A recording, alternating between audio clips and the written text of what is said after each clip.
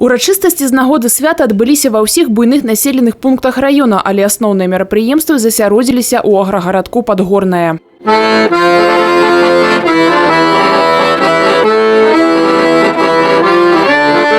Каля сотні мясцовых жыхароў і школьнікаў прайшлі урачыстым шэсцем у межах агульнарэспубліканскай акцыі «Беларусь памятае». Я участвую в акции «Беларусь помнит» с портретом моего односельчанина Дмуховского Василия Федоровича.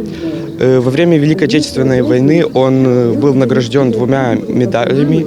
Это орден 2 степени за переправу через реку Одер без потерь и орден 3 степени за разминирование минных заграждений противника. Я несу портрет Портновского Николая Степановича, моего прадедушки, дедушки моей мамы.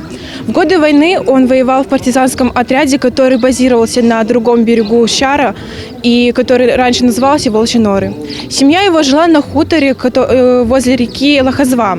Из-за связи с партизанами немцы жестоко казнили отца моего прадедушки Степана Яковлевича и его младшую сестру Софью. Значнай падзеяй для ўсяго раёна ў гэты дзень стала ўрачыстае адкрыццё пасля рэканструкцыі помніка салдатам-землякам, якія загінулі ў гады Вялікай Адчыннай вайны.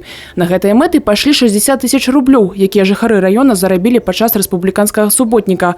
Тут увекавечаны імёны 107 жыхароў вёскі Падгорнае, паклаўшых сваё жыццё за вялікую перамогу. Во время войны здесь образовался партизанский отряд имени Щорца. Значит, наиболее существенный вклад они разгромили пулеметную школу, которая была тут во время войны. Всего осталось на территории Барановского района 12 ветеранов Великой Отечественной войны. Хотелось бы поздравить всех жителей Барановского района с этой замечательной датой. 74-й годовщина Великой Победы. Крепкого здоровья, радости, счастья, новых надежд и свершений во имя будущего родной, прекрасной Беларуси. Дарэчы, раённае свята не абышлося без салдацкай кашы, разнастайных тэматычных пляцовак і фотазон. Добрым падарункам для ўсіх стала і багатая канцэртная праграма, у якой усе творы, канешне, былі прысвечаны Дню перамогі.